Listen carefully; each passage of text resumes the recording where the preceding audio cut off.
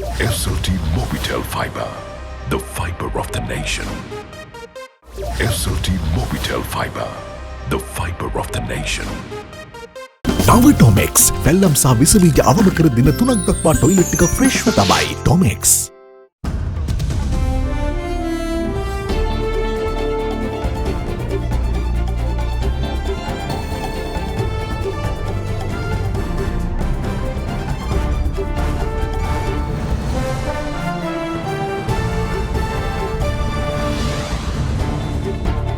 Tonight, coming colours.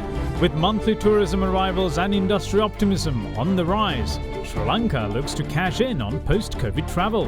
Recently, in fact, we are proud to say that Sri Lanka was voted within the top 5 in the world for wellness tourism. Wellness in Ayurveda has healed our communities for centuries, and this is something we would like to share with the world.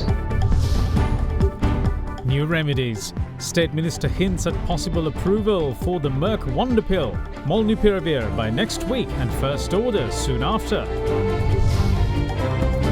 Overseas presence. A new Pentagon report warns of Chinese plans to set up overseas military facilities, including in Sri Lanka. Another first. TV Derana celebrates a new chapter in Sri Lankan television by going high definition from today. All that and much more coming up on First at 9. This Friday, the 5th of November, 2021.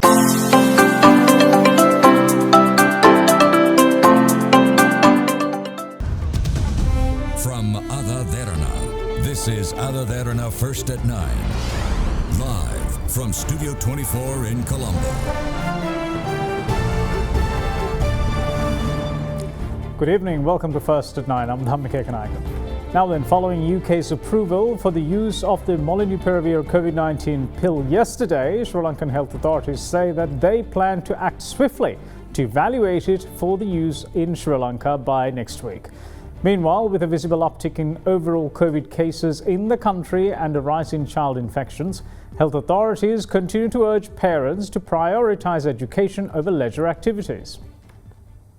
Over the past weeks, Sri Lanka's COVID cases have hovered around the 550 mark with slight fluctuations. However, yesterday the country's new cases came in at 592, the highest in 19 days. This is a cause of concern as health authorities believe that this could disrupt plans to gradually reopen various sectors of the country, especially the education sector. The education sector, which faced constant disruptions due to the pandemic and teacher-principal trade union strikes, resumed academic activities for students of primary schools on the 25th of October.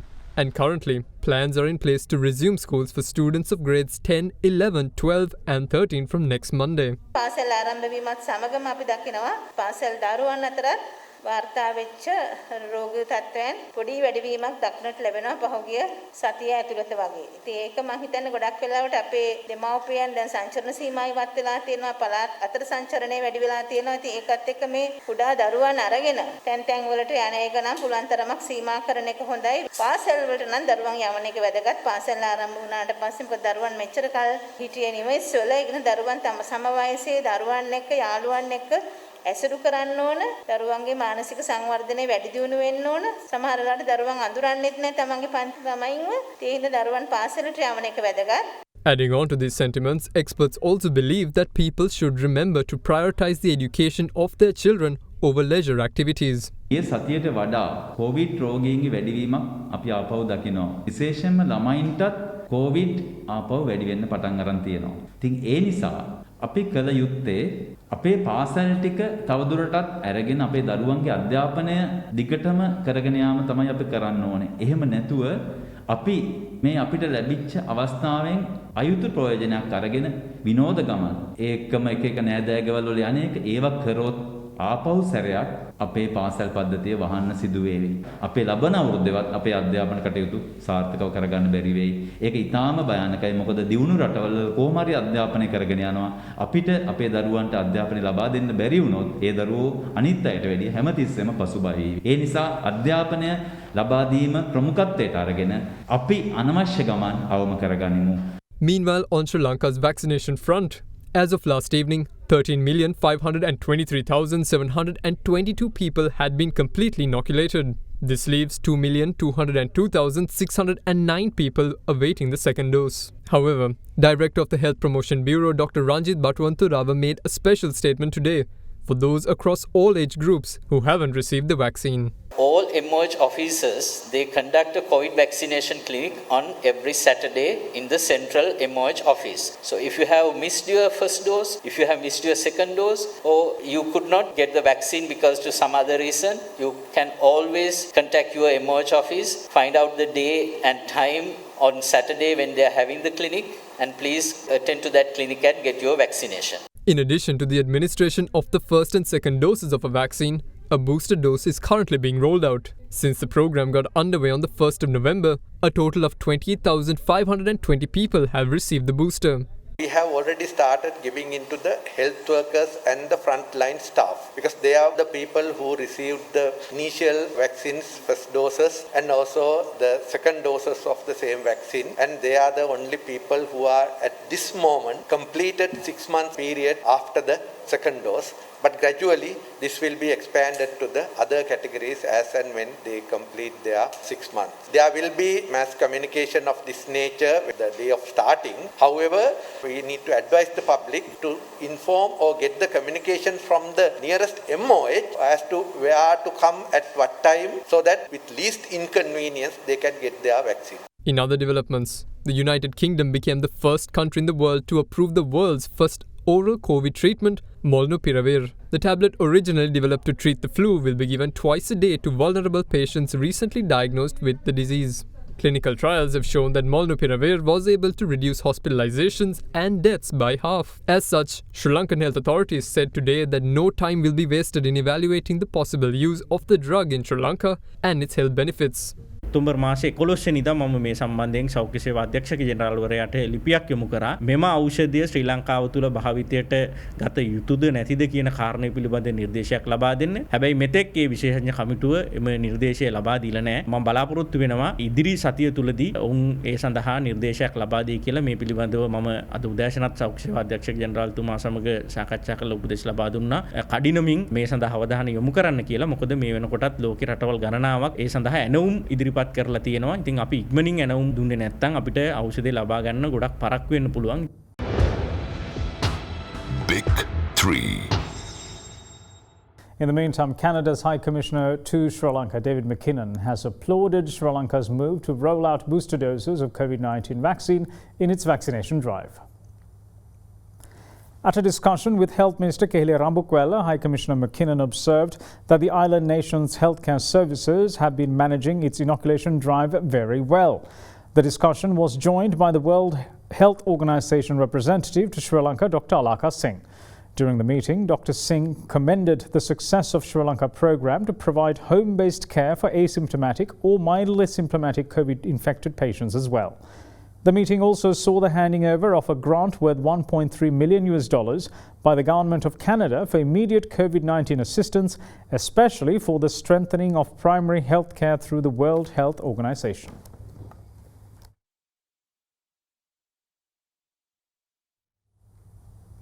With tourist arrivals having steadily increased this year, monthly arrivals have hit the 5-figure mark in September and October, offering the hard-hit tourism industry a glimmer of hope for this peak season.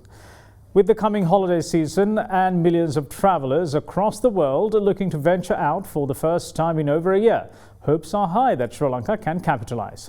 In that spirit, Sri Lanka Tourism Development Authority Chairperson Kimali Fernando says that the island has everything to offer for travellers looking to relax and rejuvenate with its natural beauty and traditional well-being culture. As 2021 comes to a close, Sri Lanka's tourism industry has some hope.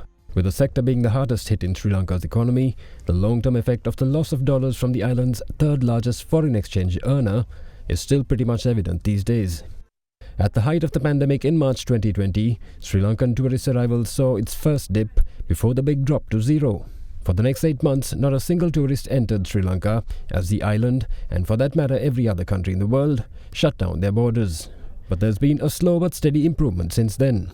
Looking at 2021, the numbers have been just a fraction of what the industry has been used to seeing, but nevertheless, it's been a start. However, after 17 months, tourist arrivals in September hit 5 figures, with 13,547 tourists flying in. In October too, numbers are on the up, recording 22,771 arrivals, according to the latest Sri Lanka Tourism Development Authority data. This has given the industry some much-needed optimism, especially as it welcomes the beginning of the Christmas and New Year holidays, which are usually considered the country's peak season. Interestingly, the SLTDA data also highlights another unexpected bit of information, where more than half the 22,000+ tourists who visited were from the Asia-Pacific region. This has been attributed to pent-up demand from countries such as China, Indonesia, Bangladesh, Pakistan and India, but it has been the 3 SAARC countries that have driven momentum in the month. However, arrivals from the European market are set to increase further, having already doubled percentage-wise in the last month alone. Meanwhile, speaking to an Indian media outlet, Sri Lanka Tourism Development Authority chairperson Kimali Fernando says that the island has all the right ingredients to attract people travelling for the first time since the pandemic began. Sri Lanka has 26 national parks. We have amazing biodiversity. 1/3 of our island is forest. We have 8 UNESCO heritage sites. We have, of course, stunning beaches. Everyone knows that. We have 105 waterfalls and the highest density, I think, of waterfalls in the world, in fact. We have a sea area of 8.5 times our island. People post-COVID or during COVID are going to look for nature, well-being. Recently, in fact, we are proud to say that Sri Lanka was voted within the top 5 in the world for wellness tourism. Only country in Asia voted top 5. And that we were voted in to heal your body and soul, to be able to heal it. So, wellness and Ayurveda has healed our communities for centuries. And this is something we would like to share with the world.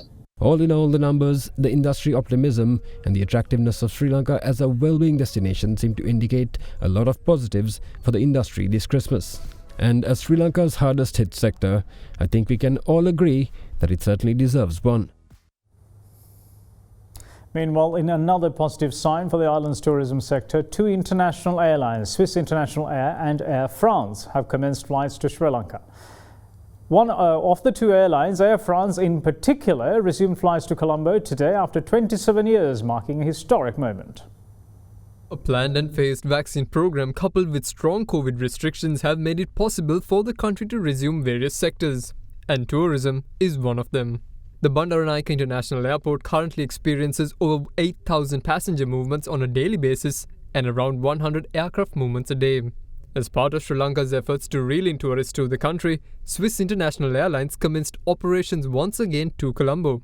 The inaugural flight from Zurich to Colombo, LX8064, an Airbus 340, touched down at 7:30 this morning and was welcomed by celebratory water cannon salute upon arrival at the Derana International Airport, followed by traditional Kandyan dancing. Aboard the flight were 96 passengers. The flight will operate weekly, arriving to Colombo on Friday. However, the airline was scheduled to operate twice a week year-round before the COVID pandemic. Zurich serves as a convenient hub to the rest of Europe and the Americas. State Minister of Aviation and Export Zones Development D.V. Chanaka said that the commencement of the Swiss International Airlines will support to boost the tourist arrivals in Sri Lanka after the pandemic and strengthen the economic cooperation in the areas of trade, investment, finance, education, and culture between Switzerland and Sri Lanka. In addition, Air France, the flag carrier of France, also marked its commencement of flights to Colombo today. Air France will operate 3 weekly direct flights between Colombo and Paris every Tuesday, Friday and Sunday. Air France said that the airline is excited to return to Colombo after close to near 3 decades of hiatus. The Pentagon has released a report on military and security developments involving China that alludes to Sri Lanka most likely playing a big part in its plans.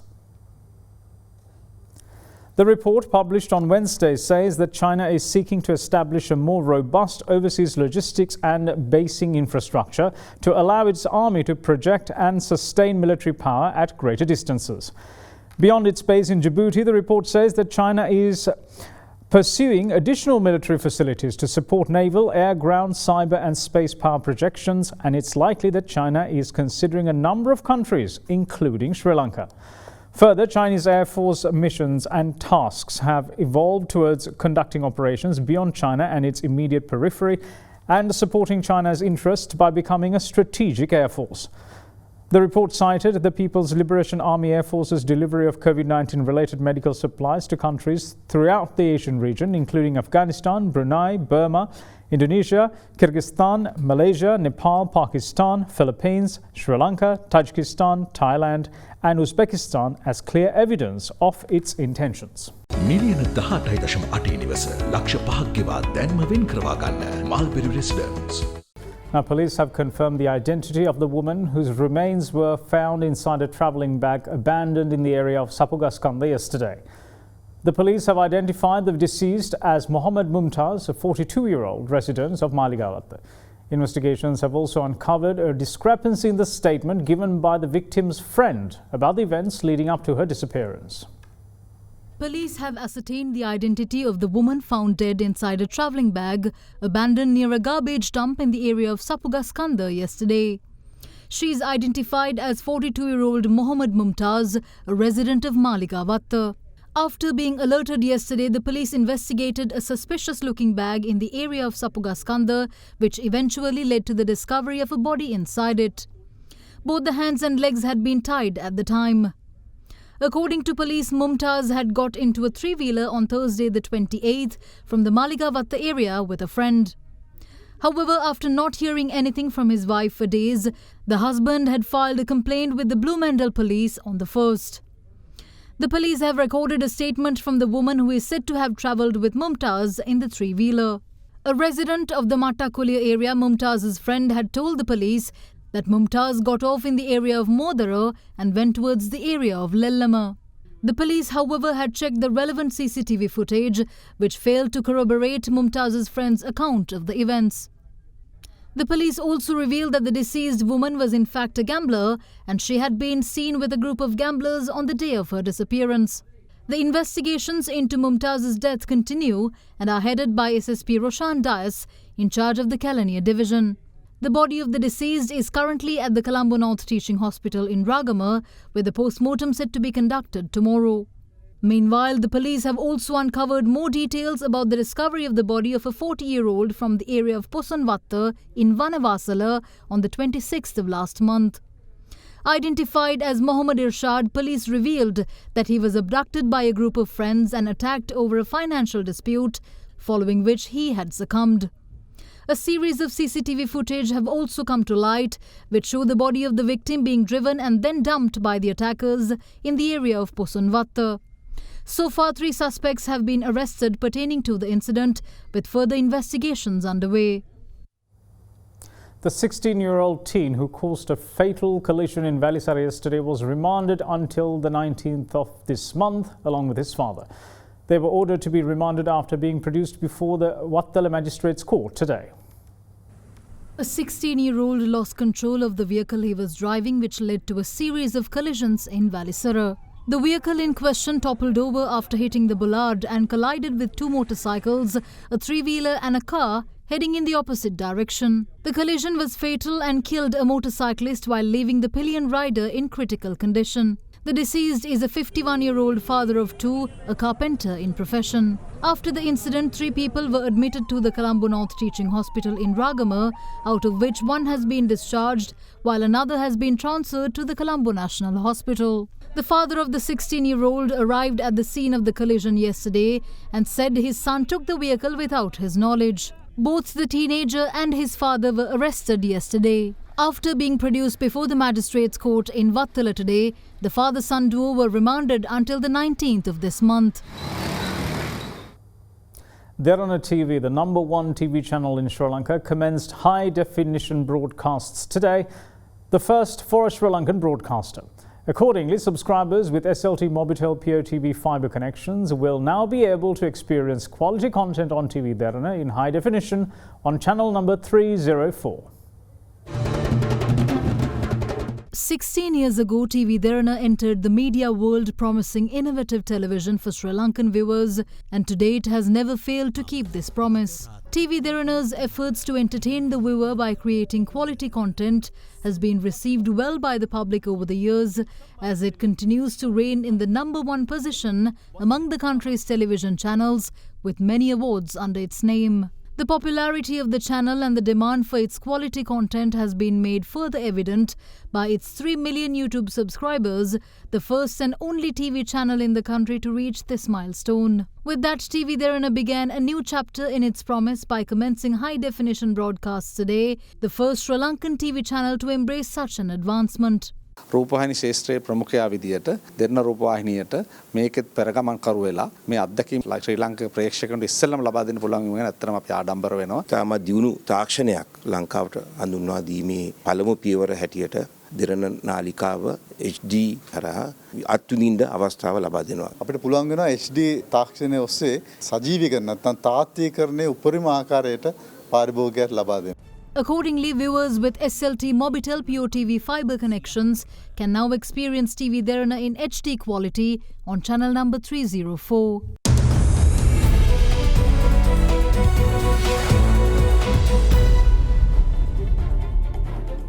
Welcome back. This is First at 9. Now, shares logged record closing levels for the third straight session today, propelled by strong gains in financial stocks.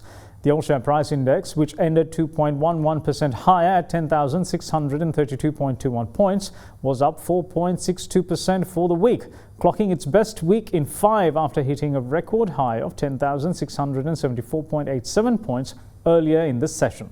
In contrast, however, the S&P SL 20 dipped by 16.33 points to close at 3,640.27.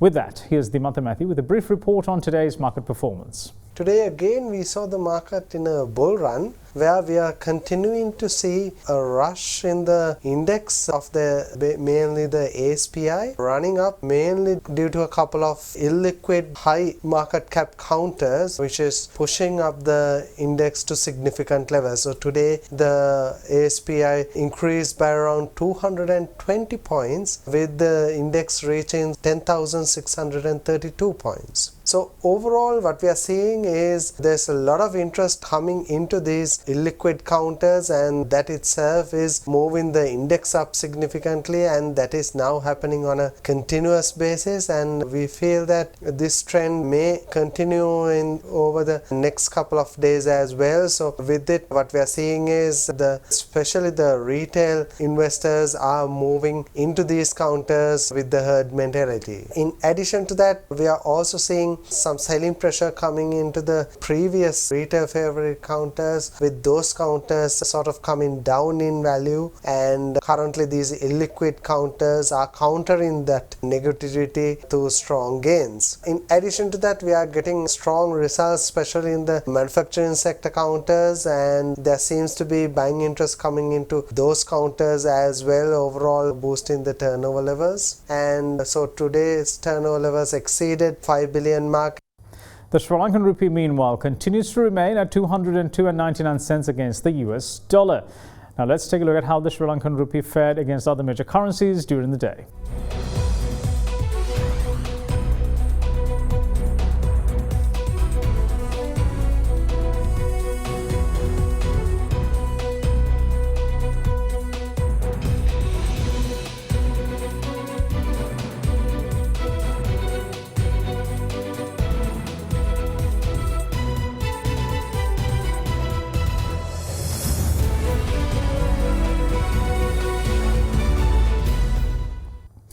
Now then, in foreign news, the Festival of Lights Diwali left New Delhi residents to cope with alarmingly high levels of air pollution today, as air quality deteriorated sharply overnight after firecrackers were set off despite a ban in the Indian capital.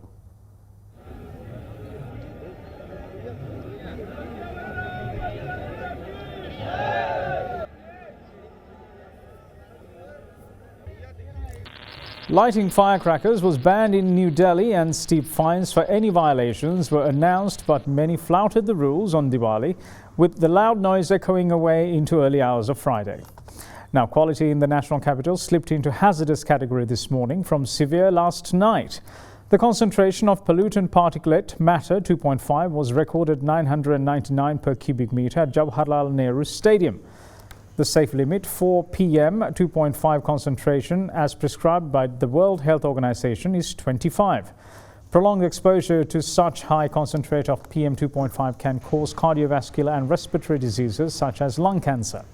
The air quality deteriorated in other parts of northern India as well after swaths of firecrackers left over were seen scattered on the roads post-celebrations. People complained of difficulty in breathing and burning sensation in eyes. New Delhi ranks among the world's most polluted cities, with air quality usually worsening at this time of year when smoke from firecrackers celebrating the Hindu Festival of Lights and crops burnt in nearby states envelops the city of more than 20 million people. And that's it from all of us here at First at 9. Thanks for watching. Bye-bye.